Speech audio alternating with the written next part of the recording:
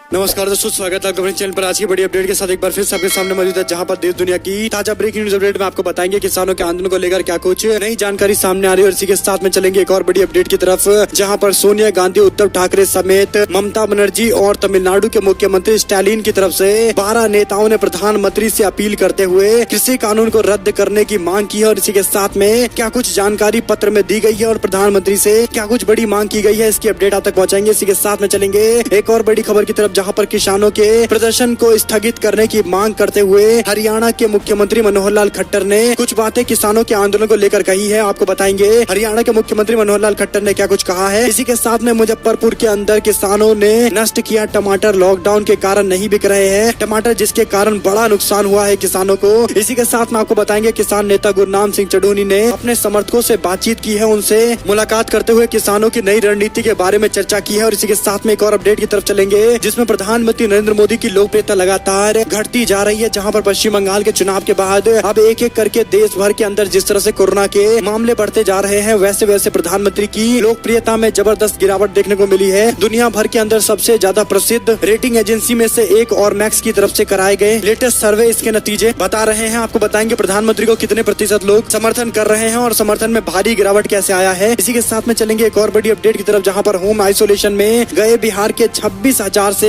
ज्यादा स्वास्थ्य कर्मियों पर FIR दर्ज किया गया है। एक एक करके चलेंगे सभी महत्वपूर्ण खबर की तरफ, सारी बड़ी अपडेट आप तक पहुंचाएंगे। लेकिन उससे पहले अगर आप भी मानते हैं कि देश भर के अंदर चल रहे किसानों के आंदोलन की मांग पूरी तरह से जायज है, तीनों कृषि कानून को वापस करने और MSP पर कानून बनाने की मांग पूरी होनी चाहिए, अगर आप भी इसका समर्थन करते हैं तो इस वीडियो को लाइक करके लाल बटन दबाकर चैनल को सब्सक्राइब करके घंटी को दबाकर कमेंट बॉक्स में जय जवान जय किसान, किसान एकता जिंदाबाद जरूर लिखेगा। चलते हैं पहली और बड़ी अपडेट की तरफ, जहां पर दोस्तों सोनिया गांधी, उद्धव ठाकरे और 12 बड़े नेताओं ने प्रधानमंत्री को पत्र लिखते हुए बड़ी अपील की है। कोरोना महामारी की दूसरी लहर की वजह से देश के अंदर बेहद बुरे दौर से देश गुजर रहा है। ऐसे में 12 अलग अलग विपक्षी दलों ने देश हित में एक मंच पर आकर सरकार को सकारात्मक कदम उठाने की मांग की है। आपको बता दें कि लिखे गए प्रोजेक्ट पत्र में कई सारे सुझाव दिए गए हैं, जिसमें भयावह स्थिति को देखते हुए सेंट्रल विस्टा प्रोजेक्ट, जो 20,000 करोड़ का प्रोजेक्ट है, उसको तत्काल रूप से रोकने और महामारी पर सारा पैसा खर्च करने की अपील की गई है। इसी के साथ में अंतर्राष्ट्रीय बाजारों में वैक्सीन देखना चाहिए, अगर वैक्सीन मिलती है तो सरकार को खरीदना चाहिए। इसी के साथ में पत्र में कहा गया कि नरेंद्र मोदी सरकार को बेरोजगारों और अपना जॉब खो चुके लोगों के लिए प्रति माह 6,000 रुपए उपलब्ध कराने चाहिए। इसी के साथ में सभी विपक्षी नेताओं ने प्रधानमंत्री से अपील की है कि किसानों के हित में तीनों कृषि कानून को निरस्त करते हुए कई और फैसले लिए जाने चाहिए, ताकि लाखों की संख्या में आंदोलन कर रहे किसान अपने अपने घर लौट जाए और इस महामारी के शिकार होने से बच जाए। ये काम प्रधानमंत्री का है, उनको सबसे पहले कृषि कानून को वापस लेना चाहिए। आपको बता दें कि कांग्रेस पार्टी के अध्यक्ष सोनिया गांधी, पूर्व प्रधानमंत्री मनमोहन सिंह, जनता दल सेकुलर के नेता और देश के एक और प्रधानमंत्री HD देवेगौड़ा, NCP के प्रमुख शरद पवार सहित कई और नेताओं ने पत्र लिखा है, जिसमें तमिलनाडु के CM MK स्टालिन भी हैं, झारखंड के मुख्यमंत्री हेमंत सोरेन, पश्चिम बंगाल के मुख्यमंत्री ममता बनर्जी और महाराष्ट्र के मुख्यमंत्री उद्धव ठाकरे भी हैं, कश्मीर के पूर्व CM फारूक अब्दुल्ला, उत्तर प्रदेश के पूर्व CM अखिलेश यादव,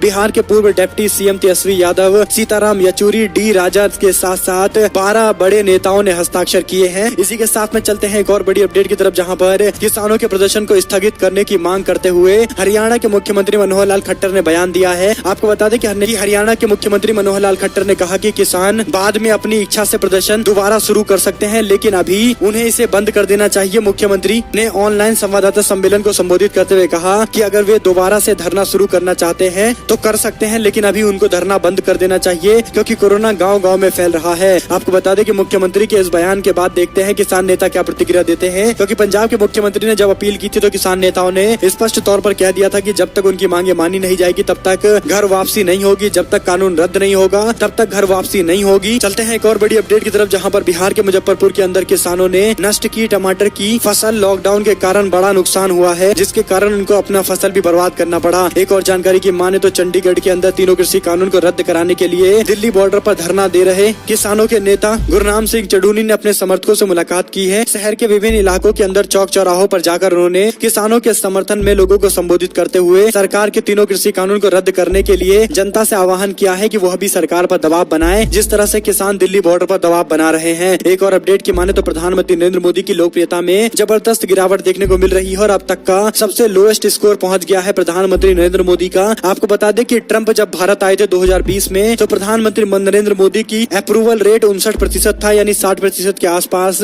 जबकि लॉकडाउन जैसे ही लगाया गया 63% बढ़ गया प्रधानमंत्री का अप्रूवल रेट और ऐसे ही ऊपर नीचे जाता रहा प्रधानमंत्री नरेंद्र मोदी का अप्रूवल रेट यानी उनकी रेटिंग। लेकिन जब से बिहार के अंदर चुनाव हुए हैं तब से लगातार प्रधानमंत्री नरेंद्र मोदी की लोकप्रियता में जबरदस्त गिरावट देखने को मिल रही है। आपको बता दें कि हाथरस केस के बाद बिहार इलेक्शन के बाद किसानों का आंदोलन, उसके बाद वैक्सीनेशन की शुरुआत के बाद किसानों के आंदोलन और बाद में पश्चिम बंगाल के चुनाव के साथ साथ कोरोना की दूसरी लहर के कारण नरेंद्र मोदी की लोकप्रियता में जबरदस्त गिरावट देखने को मिली है। जहां पर स्टेट इलेक्शन कैंपेन के दौरान 58% वाली प्रधानमंत्री की अप्रूवल रेट चल रही थी, जो गिरते गिरते आज 48% तक पहुंच गई है। यानी राज्यों के चुनाव के नतीजे के बाद से प्रधानमंत्री की लोकप्रियता लगातार गिरती जा रही है। एक और अपडेट की माने दोस्तों तो बिहार के अंदर होम आइसोलेशन में गए 26,000 स्वास्थ्य कर्मियों पर FIR दर्ज करने के आदेश दे दिए गए हैं। पटना के अंदर 26,000 NHM कर्मी दूसरे दिन भी होम आइसोलेशन में रहे, जिससे स्वास्थ्य व्यवस्था धीरे धीरे चरमराने लगी है। इधर राज्य स्वास्थ्य समिति के ED मनोज कुमार ने फरमान जारी करते हुए DM, SP और सिविल सर्जन को पत्र लिखते हुए कहा है कि होम आइसोलेशन पर गए संविदा NHM कर्मियों के खिलाफ स्थानीय थाने में तुरंत FIR दर्ज होनी चाहिए। इसी के साथ में स्वास्थ्य विभाग ने भी फरमान जारी करते हुए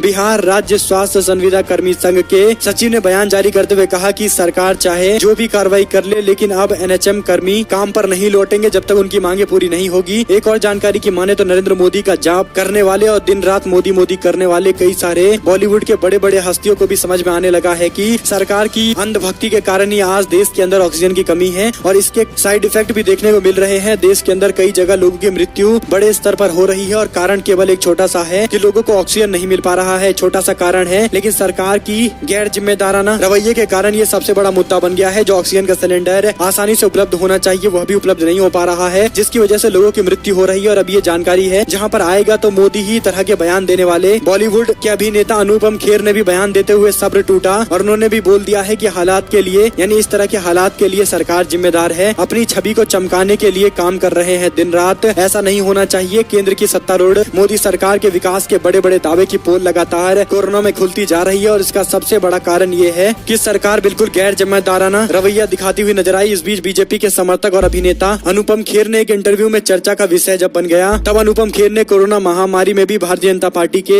हर कदम की तारीफ में पुल बांधते हुए नजर आते थे। लेकिन पहली बार ऐसा हुआ है कि अनुपम खेर ने भाजपा के खिलाफ पहली बार बयान दिया है। अनुपम खेर ने एक टीवी इंटरव्यू के दौरान कहा कि कोरोना महामारी में सरकार फिसल गई है। ये वक्त इमेज बिल्डिंग का नहीं है बल्कि सुविधा मुहैया कराने का है। सरकार को इस वक्त ऐसी चीजें करने की जरूरत है जिससे देश के लोग सुरक्षित हो सके। देश के लोगों ने जिस चीज के लिए चुना था वही चीजें होनी चाहिए। नदियों में इस तरह से सब तैरेंगे तो सरकार की छवि खराब होगी ही। कुल मिलाकर भारतीय जनता पार्टी और नरेंद्र मोदी का गुणगान गाने वाले इस तरह के लोग भी अब अपने बयान पर पलटने लगे हैं। इस पर आप लोग की क्या कुछ राय है कमेंट बॉक्स में लिखिएगा जरूर। चलते हैं एक और बड़ी अपडेट की तरफ जहां पर प्रधानमंत्री केयर्स फंड से खरीदे गए वेंटिलेटर्स निकले घटिया। मेडिकल कॉलेज में भेजे गए 80 वेंटिलेटर्स 71 भी खराब हो गए हैं। प्रधानमंत्री केयर्स फंड के नाम पर लगातार लूट बाजार जारी है। PM केयर्स फंड की ओर से मंगाए गए मेडिकल उपकरणों की क्वालिटी संदेह के घेरे में आ गई है। मामला पंजाब के फरीदकोट के गुरु गोविंद सिंह मेडिकल कॉलेज का है। यहाँ पर पिछले साल प्रधानमंत्री केयर्स फंड की ओर से गुरु गोविंद सिंह मेडिकल कॉलेज में वेंटिलेटर्स भेजे गए थे। इनमें से बड़ी संख्या में वेंटिलेटर्स खराब नहीं हो पाए, इस्तेमाल में नहीं लाए गए क्योंकि इनकी क्वालिटी बेहद ही घटिया हुआ करती थी। बताया जा रहा है कि वेंटिलेटर्स इतने घटिया क्वालिटी के थे कि कुछ ही देर चलने के बाद वह बंद हो जाते थे। प्रधानमंत्री केयर्स फंड की ओर से गुरु गोविंद सिंह मेडिकल कॉलेज फरीदकोट को 80 वेंटिलेटर्स की आपूर्ति की गई थी, जिसमें से 71 खराब निकले हैं। एक और जानकारी की माने तो प्रधानमंत्री केयर्स फंड से खरीदे गए वेंटिलेटर्स निकले खराब। उन्होंने आपका पैसा भी ले लिया और जान भी ले ली है। कृष्णकांत की तरफ से रिपोर्ट जारी करते हुए बड़े खुलासे किए गए हैं। एक और अपडेट की माने तो मोदी भक्त मुकेश खन्ना अपनी बहन को नहीं दिला सके ICU बेड, हो गई मृत्यु। क्या आप सॉरी बोलेंगे शक्तिमान? भारत में फैली कोरोना महामारी का प्रकोप हर दिन बढ़ता जा रहा है। आम लोगों के साथ साथ कई सेलिब्रिटी भी अब जानलेवा संक्रमण के चपेट में आ गए हैं। बीते दिनों भारतीय जनता पार्टी का समर्थन और अभिनेता मुकेश खन्ना के कोरोना संक्रमण से मौत की अफवाह फैली थी, जिसका खंडन करते हुए उन्होंने बताया कि वह पूरी तरह से ठीक है। एक बार फिर से सोशल मीडिया पर इस तरह की खबरें फैल रही है जो गलत है। इस मामले में मीडिया से बातचीत करते हुए अभिनेता मुकेश खन्ना ने बताया कि उनकी बहन को कोरोना संक्रमण हो गया था, लेकिन वह अपनी बहन को ICU बेड नहीं दिला पाए। इसकी वजह से उनकी मृत्यु हो गई है। यानी आप समझ सकते हैं कि बीजेपी और नरेंद्र मोदी का गुणगान गाने वाले आएगा तो मोदी ही के नारे लगाने वाले अभी इन लोगों को भी समझ में आने लगा है कि देश के अंदर कोरोना की महामारी से ज्यादा सरकार के गैर जिम्मेदाराना रवैये के कारण मौतें होने लगी हैं, जिसके वजह से अब सरकार के खिलाफ इन लोगों को बयान देना पड़ रहा है। एक और अपडेट की माने तो ममता बनर्जी राज्यपाल के बीच में एक बार फिर से टकराव है। पीड़ितों से मिले गवर्नर ने कहा कि संविधान का उल्लंघन कर रही है CM। पश्चिम बंगाल विधानसभा चुनाव चुनाव के मद्देनजर राज्यपाल गुरुवार को कूच बिहार के अंदर हिंसा प्रभावित इलाकों का दौरा करने के लिए पहुंचे, जहां पर जाकर उन्होंने पीड़ितों से मुलाकात की है। इस दौरान उन्होंने बीएसएफ के हेलीकॉप्टर से कूच बिहार पहुंचने पर राज्यपाल जगदीप धनखड़ ने राज्य की मुख्यमंत्री ममता बनर्जी पर भी हमला बोला है और प्रशासनिक आदेश का हवाला देते हुए संवैधानिक कर्तव्य के पालन से रोकने की कोशिश की जा रही है, ये बयान दिया है। आपको बता दें कि राज्यपाल बीजेपी के सांसद के साथ हिंसाग्रस्त इलाकों में घूम रहे थे, जिसके बाद सवाल ये खड़ा होता है कि आखिर बीजेपी के नेताओं के साथ ही राज्यपाल को घूमने की क्या पड़ी है। क्या उनके लिए ये महत्वपूर्ण नहीं होता कि वो टीएमसी के लोकल लोगों को लेकर भी हिंसा प्रभावित इलाकों में जाते। यानी कुल मिलाकर आप समझ सकते हैं कि बीजेपी के लिए खुलकर बैटिंग करते हुए गवर्नर नजर आते हैं, लेकिन गवर्नर संविधान का हवाला देकर राज्य में अपनी स्थिति को मजबूत करने की कोशिश कर रहे हैं। हालांकि मुख्यमंत्री ममता बनर्जी इससे पहले भी ऐसे गवर्नर पर दबाव बनाकर सरकार के सारे काम करवा चुकी हैं। वहीं पर एक और अपडेट की माने तो सोनू सूद प्रधानमंत्री का काम कर रहे हैं और प्रधानमंत्री अपनी तारीफ में फर्जी वेबसाइट बनाकर न्यूज छपा रहे हैं। आपको बता दें कि बीजेपी और उसके मंत्री सरीके कई सारे बड़े बड़े लोगों ने एक खबर ट्वीट करते हुए बताया कि प्रधानमंत्री कोरोना काल में काफी ज्यादा मेहनत कर रहे हैं और लोगों से अफवाहों से बचने के लिए कहा गया। आपको बता दें कि बीजेपी के नेताओं ने इसका सबसे बड़ा कारण बताते हुए डेली गार्डियंस नाम का एक वेबसाइट दिखाया, जिस वेबसाइट पर इस तरह की खबर छपी हुई थी, जिसके बाद लोगों ने जांच की तो पता चला कि डेली गार्डियंस नाम का कोई अखबार एग्जिस्ट ही नहीं करता है, कोई न्यूज पोर्टल एग्जिस्ट ही नहीं करता है। ये बीजेपी नेताओं ने अपने लिए न्यूज पोर्टल बनाया है, प्रधानमंत्री की तारीफ करवा रहे हैं। इसी के साथ में आपको बता दें कि जब ऐसा खुलासा हुआ तो बीजेपी के कई सारे लोगों ने अपने अपने ट्वीट को वापस ले लिया। वहीं पर एक और जानकारी है, जहां पर तेज प्रताप यादव के ट्वीट को रीट्वीट करने वाले RIMS पर पड़ गया भारी। भारतीय जनता पार्टी के नेता ने कार्यवाही की मांग की है। झारखंड में इस समय कोरोना की दूसरी लहर की वजह से बढ़ते हुए मामलों को लेकर झारखंड परेशान है, लेकिन इस बीच राज्य की सियासत में एक नया उफान आया है। सत्ता पक्ष और विपक्ष के बीच में जुबानी जंग तेज हो गई है। ताजा मामला आरजेडी सुप्रीमो लालू यादव के बड़े बेटे से जुड़ा हुआ है। दरअसल रांची के RIMS के आधिकारिक ट्विटर अकाउंट से बिहार के पूर्व स्वास्थ्य मंत्री और राजद के नेता तेज प्रताप यादव के ट्वीट को रीट्वीट करने के मामले को लेकर विवाद खड़ा हो गया है। झारखंड बीजेपी ने इस पर आपत्ति जताई है। इस विवाद को लेकर बीजेपी के सांसद संजय सेठ ने दोषी पर कार्रवाई की मांग कर दी है। और इसी के साथ में एक और अपडेट की माने तो भारत के अंदर सबसे ज्यादा मुनाफा कमाने वाली कंपनी बन गई सीरम इंस्टीट्यूट, जो कोविशील्ड नाम का वैक्सीन बना रही है। लेकिन फिर सवाल ये उठता है कि जब दुनिया भर के अंदर कई सारे वैक्सीन हैं, तो भारत में केवल 2 ही वैक्सीन क्यों बन रही है और भी वैक्सीन को बनाने की इजाजत क्यों नहीं मिल पा रही है। क्या मोनोपोली को स्थापित करके सरकार कुछ एक संस्थानों को फायदा पहुंचाना चाहती है? क्योंकि यही बड़ा कारण हो सकता है कि सीरम इंस्टीट्यूट सबसे ज्यादा मुनाफा आज की तारीख में कमा रही है, क्योंकि वही वैक्सीन बनाती है। लेकिन और भी कंपनियों को मौका मिलना चाहिए वैक्सीन बनाने का। इस पर आप लोग की क्या कुछ राय है? कमेंट बॉक्स में अपनी राय लिखेगा। एक और जानकारी की माने तो अमिताभ बच्चन का दान वापस करे दिल्ली के सिख गुरुद्वारा प्रबंधन कमेटी। यूपी के अल्पसंख्यक आयोग के सदस्य ने ये मांग की है। उत्तर प्रदेश के राज्य अल्पसंख्यक आयोग के सदस्य सरदार परविंदर सिंह ने कहा कि यदि पैसे की आवश्यकता होगी तो सिख समाज लोगों से प्रत्येक घर जा जाकर सहयोग की अपील करेगा। इस तरह से पैसे लेना और इस तरह से पैसे देना अमिताभ बच्चन के द्वारा 2 करोड़ रुपए स्वीकार्य नहीं होना चाहिए। उनको पैसा वापस कर देना चाहिए। अमिताभ बच्चन पर गंभीर आरोप भी लगाए गए हैं। इसी के साथ में आपको बताते चले कि कोरोना काल में लालू यादव ने खेला धार्मिक कार्ड। कहा अब हिंदुओं को दफनाया जा रहा है। यानी देश भर के अंदर कोरोना महामारी के बीच में कई सारी भयावह तस्वीरें आ रही है, जिसमें एक तस्वीर में दिखाया गया था कि किस तरह से नदी किनारे में कई सारी लाशें बह रही थी। बाद में उन सभी का अंतिम संस्कार करने की वजह उन सभी को दफना दिया गया, जिस पर लालू यादव ने टिप्पणी करते हुए ये बात कही है। एक और अपडेट की माने तो पंजाब के अंदर कैप्टन अमरिंदर सिंह के मंत्री ने सिद्धू को बर्खास्त करने की मांग करते हुए बोले, कहा बीजेपी के एजेंट पर काम कर रहे हैं, उनके एजेंडे पर काम कर रहे हैं नवजोत सिंह सिद्धू, उनके खिलाफ कार्रवाई होनी चाहिए। नवजोत सिंह सिद्धू के खिलाफ कैप्टन अमरिंदर सिंह सरकार के आदेश से ज्यादा मंत्री मानते हैं कि सिद्धू के खिलाफ कार्रवाई होनी चाहिए। पहले 3 कैबिनेट मंत्रियों के बाद बुधवार को 4 और मंत्रियों ने सिद्धू के खिलाफ कांग्रेस हाईकमान से अनुशासनात्मक कार्रवाई करने की मांग की है। ऐसे में अब देखना होगा पार्टी हाईकमान सिद्धू बनाम कैप्टन की टीम में छिड़ी जंग में क्या कुछ फैसला लेती है। एक और जानकारी की माने तो बिहार में पंचायत चुनाव की संभावनाएं लगभग खत्म हो गई है। पुराने प्रतिनिधियों को एक बार फिर से अधिकार दिया जा सकता है। वहीं पर आपको बता दें कि छत्तीसगढ़ सरकार ने नए राजभवन और सीएम हाउस का निर्माण रोका। सीएम बघेल बोले,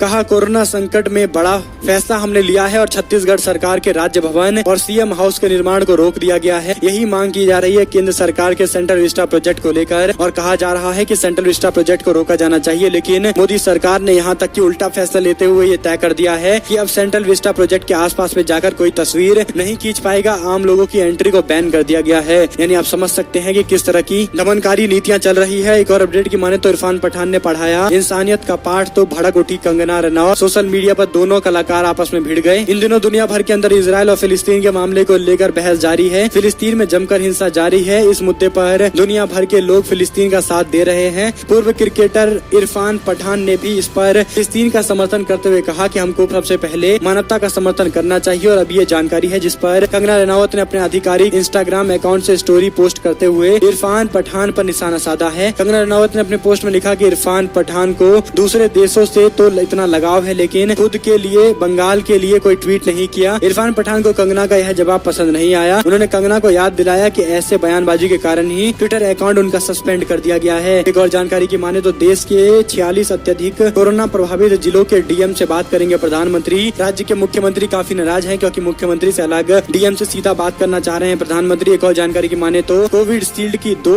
डोज के बीच में 12 से 16 हफ्ते का गैप होना चाहिए। वैक्सीनेशन को लेकर इस तरह का नया गाइडलाइंस दिया गया है। एक और जानकारी की माने तो रंजीता रंजन ने सरकार को 2 टूक कहते हुए कहा कि 2 दिनों के अंदर अगर पप्पू यादव को रिहा नहीं किया गया तो वो अनशन पर बैठेंगी, सरकार का विरोध करेंगी। वहीं पर दिल्ली सरकार ने कोरोना जांच की कमी को स्वीकार किया और खुद के द्वारा लगाए गए लॉकडाउन को बड़ा कारण बताया है। दिल्ली सरकार ने यह भी कहा कि कोरोना वैक्सीनेशन के लिए केंद्र सरकार ने ऑनलाइन पंजीकरण अनिवार्य कर दिया है, जो सही नहीं है। सभी लोगों के पास ना तो स्मार्टफोन है और ना ही अंग्रेजी आती है, इसलिए वैक्सीन लगवाने के तरीके को और ज्यादा सुगम बनाने की जरूरत है। एक बार आपको बता दें कि राम पुनिया का लेख कहा हल्दिया चुनाव नतीजे भारतीय प्रजातंत्र के लिए अच्छे और बुरे संकेत दोनों बनकर आए हैं। वहीं पर WHO ने माना है कि कुंभ मेले और चुनाव की वजह से भारत के अंदर लगातार कोरोना फैला है। इसके लिए माफी मांगना चाहिए मोदी सरकार को। खुद प्रधानमंत्री को खुले तौर पर आकर उन्होंने कहा था कि नोटबंदी के टाइम पर अगर काला धन नहीं आएगा तो खुले तौर पर चौराहे पर आएंगे और जनता से जो करना है जनता करे। लेकिन अब जरूरी है कि प्रधानमंत्री सामने आए और माफी मांगे, क्योंकि देश के अंदर कोरोना फैलने का केवल एकमात्र कारण रहा वो चुनाव और दूसरा सबसे बड़ा कारण रहा धार्मिक कार्यक्रम। इन दोनों को रोकने के लिए कोई कदम नहीं उठाया गया। और एक और अपडेट की माने तो बिहार में 25 मई तक के लिए बढ़ा दिया गया लॉकडाउन। बिहार के मुख्यमंत्री नीतीश कुमार ने कर दिया है ऐलान। इसी के साथ में दिल्ली हाईकोर्ट के फैसले के बाद केजरीवाल के मंत्री बोले, कहा अदालत ने मुझे बरी कर दिया। दिल्ली हाईकोर्ट ने